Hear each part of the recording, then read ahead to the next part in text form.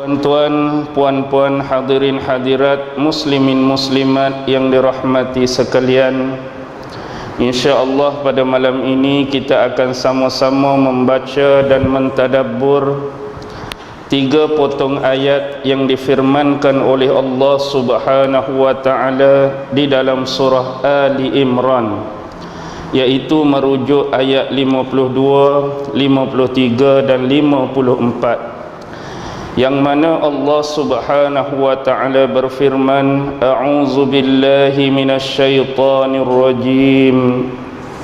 Falamma ahassa Isa minhumul kufr qala man ansari ila Allah qala al-hawariyuna nahnu ansarullah آمنا بالله واشهد بأننا مسلمون ربنا آمنا بما أنزلت واتبعنا الرسول فاكتبنا مع الشاهدين ومكروا ومكر الله والله خير الماكرين.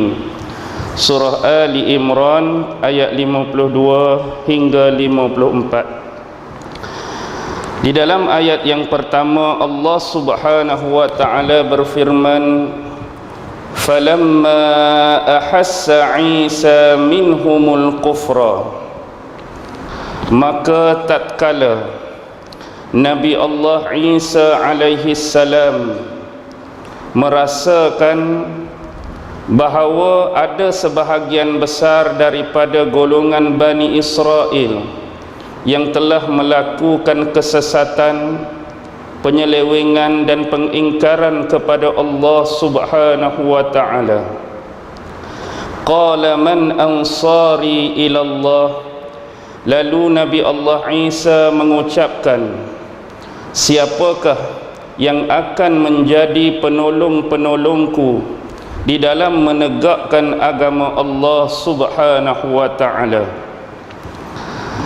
Apa yang menjadi pentafsiran kepada ayat ini ialah ketika mana Nabi Allah Isa alaihi salam sudah mula merasakan bahawa ada sebahagian daripada Bani Israel, iaitu suatu bangsa ataupun suatu kaum yang diminta oleh Allah Subhanahu wa ta'ala akan Nabinya Isa alaihi salam untuk mendakwahkan agama Allah kepada mereka. Tetapi bila Nabi Allah Isa sudah merasakan bahawa ada sebahagian daripada mereka yang mula terlibat dengan kesesatan, mula terlibat dengan penyelewengan, akibat daripada hal tersebut maka berlakulah pengingkaran dan kekufuran kepada Allah Subhanahu wa ta'ala. Jadi di waktu itu Nabi Allah Isa alaihi salam bersama dengan pengikut-pengikutnya, lalu Nabi Allah Isa mengatakan kepada mereka, Man ansari ilallah, siapakah yang akan menjadi penolong-penolongku di dalam menegakkan agama Allah? Di dalam ayat ini ada 2 perbahasan, iaitu khilaf, pandangan daripada 2 ulama besar. Satu ialah pandangan daripada Mujahid, dan yang kedua ialah pandangan daripada Sufyan As-Sauri. Contohnya di dalam tafsir yang besar, iaitu tafsir Ibnu Katsir, Mujahid mengatakan bahawa yang dimaksudkan dengan man ansari ilallah, siapakah yang akan menjadi penolong-penolongku ataupun pembantu-pembantuku dalam menegakkan agama Allah. Itu adalah pandangan daripada Mujahid. Manakala pandangan daripada Sufyan As-Sauri dan lain-lain, man ansari ilallah ialah siapakah yang akan menjadi penolong-penolongku bersama Allah. Situ saja beza. Hak pertama, siapa yang akan menjadi penolong-penolongku dalam menegakkan agama Allah. Manakala yang kedua, Sufyan As-Sauri, siapakah yang akan menjadi penolong-penolongku bersama Allah Subhanahu wa taala? Dalam hal ini ramai di antara mufassirin atau ulama-ulama tafsir mengatakan bahawa pandangan daripada Mujahid itu lebih menghampiri kebenaran. Jadi ramai di antara mereka memilih pandangan daripada Mujahid, iaitu yang dimaksudkan siapakah yang akan menjadi penolong-penolongku dalam menegakkan agama Allah. Secara lahiriah yang dimaksudkan di sini ialah siapakah yang akan menjadi penolong-penolongku atau pembantu-pembantuku untuk menyeru manusia lain menyembah Allah dan mengesakan Allah. Tu secara mudah. Siapa nak jadi pembantu aku, siapa nak jadi penolong aku, iaitu untuk sama-sama menyeru manusia lain, ajak manusia lain, dakwah manusia lain untuk sama-sama menyembah Allah dan mengesakan Allah Subhanahu wa taala. Apa yang disebut oleh Nabi Allah Isa melalui firman ini hampir atau lebih kurang sama sebagaimana yang pernah didakwahkan oleh Rasulullah, iaitu ketika mana berlakunya musim haji. Sebelum Rasulullah bertemu dengan rombongan daripada Madinah buat pertama kali yang diketuai oleh As'ad bin Zurarah, setiap tahun bila mari atau tiba musim haji, Rasulullah ambil peluang ni untuk menyebarkan risalah Islam. Lalu dia jumpalah kumpulan-kumpulan yang datang daripada luar kota Mekah. Antara yang didakwahkan oleh Nabi, Nabi menyeru dengan kalimah seperti ini: Man rajulu yu'wini ala an uballigha kalama rabbi fa inna Quraisyan qad mana'uni an uballigha kalama rabbi. Baik, man rajulu yu'wini, mana-mana sesiapa pun yang mahu menolong ataupun membantu aku, ala an uballigha kalama rabbi, untuk aku ni menyampaikan perkataan-perkataan dan kalimah-kalimah daripada Tuhanku. Seolah-olah Nabi buat satu announcement, siapa-siapa pun, tak kira sesiapa di kalangan kamu, siapa yang nak bantu aku, siapa yang nak tolong aku, untuk aku menyampaikan kalimah Tuhanku. Fa inna Quraisyan qad mana'uni, sesungguhnya orang-orang Quraisy ini mereka telah menghalangi aku, tak mau aku ni an uballigha kalama rabbi, untuk aku menyampaikan kalimah-kalimah dan perkataan dari Tuhanku. Seolah-olah announcement daripada Nabi ni nak minta bantuan, nak minta pertolongan daripada sesiapa pun untuk bantu dia ataupun tolong Nabi ni untuk memudahkan Nabi menyampaikan risalah dakwah Islam. Dan Nabi bagi tahu sebab apa dia minta pertolongan ni, kerana orang-orang Quraisy lah yang banyak menghalangi Nabi daripada Nabi membicarakan soal ini.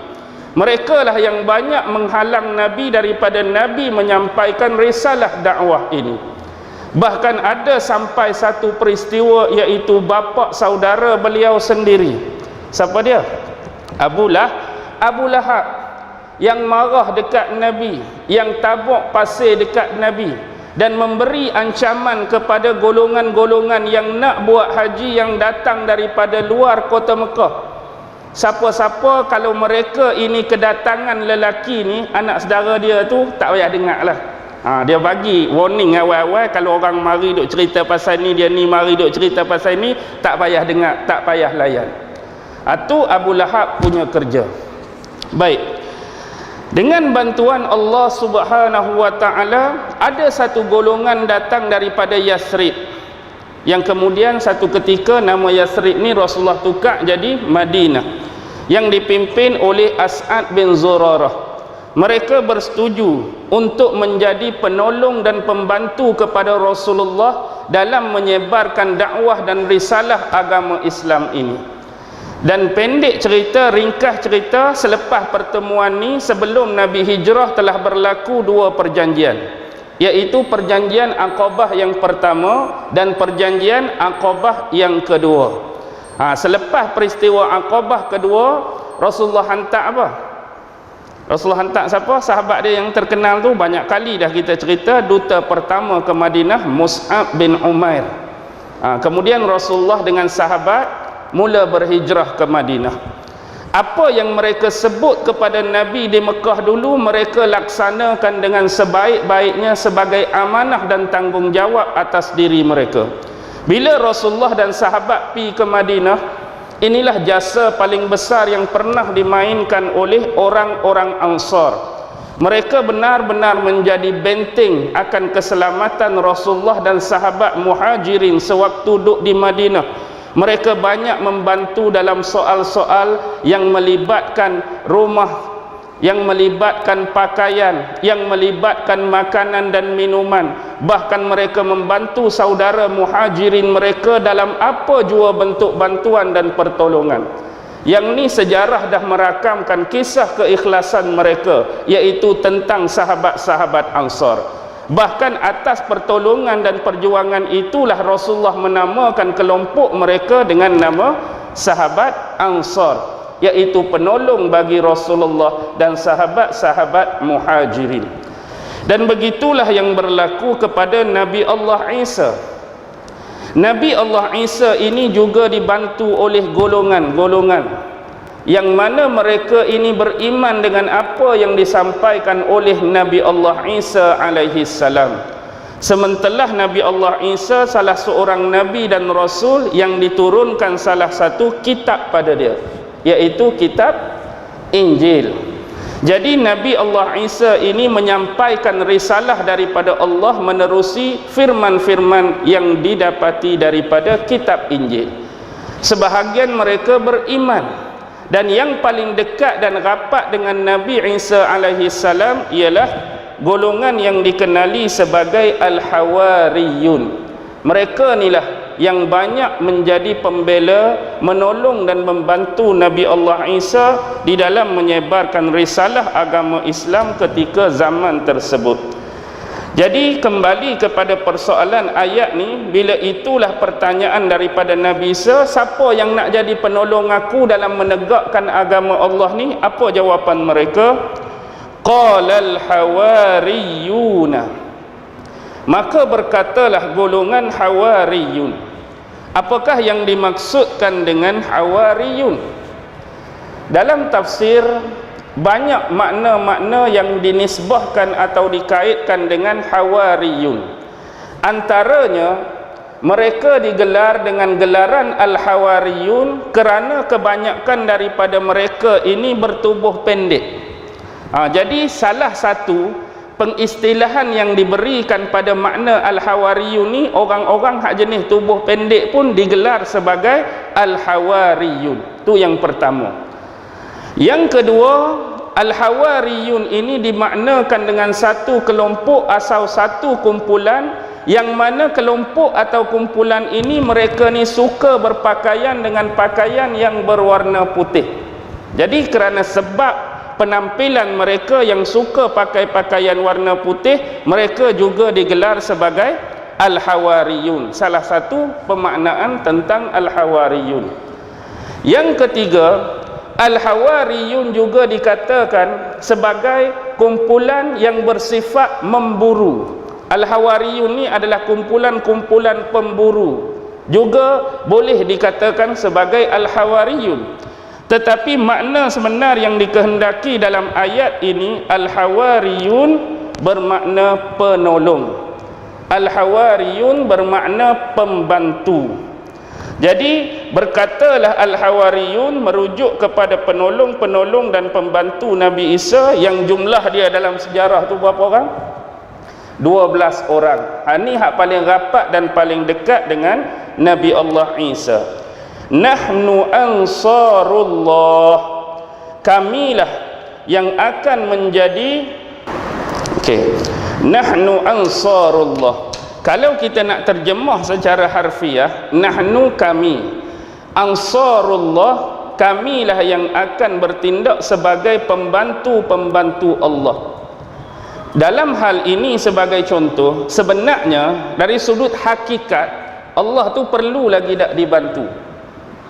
Allah perlu lagi tak dibantu. Allah tu tak perlu dibantu, Allah tak perlu ditolong, sebab Allah ni maha berkuasa atas segala-galanya. Dan kita memahami hakikat yang sebenar, zat Allah itulah yang menjadi penolong dan pembantu kepada sekalian makhluk-makhluknya. Tetapi yang dimaksudkan di sini membantu Allah, kamilah yang akan bertindak sebagai membantu Allah ni, membantu menegakkan agama Allah, membantu menyampaikan risalah Allah Subhanahu wa ta'ala.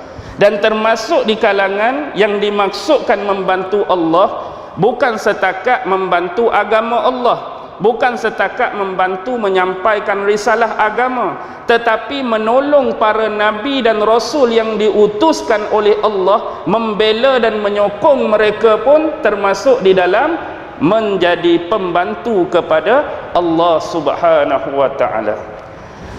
Amanna billahi, kami beriman kepada Allah Subhanahu wa ta'ala. Baik, berkenaan dengan perkataan Hawariyun ni, yang mengaku dan mendakwa mereka lah yang akan menjadi penolong kepada agama Allah. Sebab itulah ada sebuah asar ni sanad dia jayyid, iaitu satu riwayat daripada Imam Ibnu Abi Hatim. Imam Ibnu Abi Hatim meriwayatkan telah menceritakan kepada kami Abu Sa'id Al-Ashja', telah menceritakan kepada kami Waqi', telah menceritakan kepada kami Israel daripada Ikrimah, daripada Ibnu Abbas. Sebelum Ikrimah tu ada seorang nama dia Sama' yang ambil daripada Israel. Sama' ambil daripada Ikrimah, Ikrimah ambil daripada Ibnu Abbas. Yang mana Ibnu Abbas menafsirkan tentang kalimah washhad bi anna muslimun. Baik, kan dia sebut di situ, nahnu ansarullah amanna billahi washhad bi anna muslimun. Dan kami bersaksi sesungguhnya kami termasuk di kalangan golongan yang menyerahkan diri kepada Allah. Hari itu kita dah bahas apa yang dimaksudkan dengan perkataan aslim tu kan, muslim, yang tunduk dan patuh. Jadi yang dimaksudkan kami bersaksi sesungguhnya kami termasuk golongan-golongan yang tunduk dan patuh kepada Allah. Melalui riwayat tadi, asar yang bersanad jayyid tadi, tafsiran daripada Ibnu Abbas mengatakan bahawa mereka ini bersaksi bahawa mereka turut termasuk bersama penyaksian daripada sahabat-sahabat Rasulullah dan orang-orang yang beriman lain, iaitu membuktikan bahawa mereka ini adalah muslim, dan bersama juga dengan pengikut-pengikut Nabi Muhammad yang mengistilahkan atau pendakwaan mereka juga adalah golongan muslim, iaitu yang menyerah diri kepada Allah, yang patuh, tunduk dan taat kepada Allah.